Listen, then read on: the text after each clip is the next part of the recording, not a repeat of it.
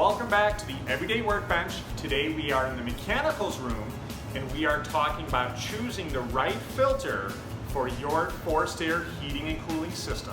Airflow is the #1 component of keeping your forced air heating and cooling system safe.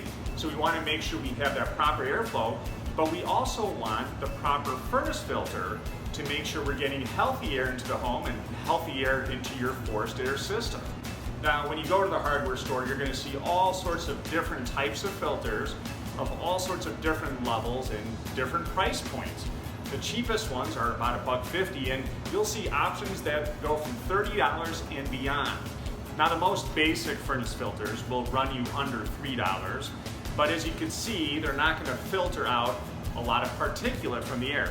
Now, that's good from an airflow standpoint because we know that your system is getting plenty of airflow, but it's not taking a lot of particulate from that air. Now, the middle options, which will run somewhere between $5 and $10 per filter, have more filtering capabilities. You can see the filter is more dense and therefore has more capabilities of pulling pollen and pet dander and dust mites from the air. But this will restrict the airflow a little bit, so you have to make sure that you're changing these filters on a regular basis. Now, there's a range of filters that are considered high performance, which are taking microparticles from the air. It's a very dense filter, and it will take out more pollen and more pet dander and all of those microallergens that you may be sensitive to. Now, the downside is not all forced air systems are created to work with these filters, meaning that there may not be enough airflow.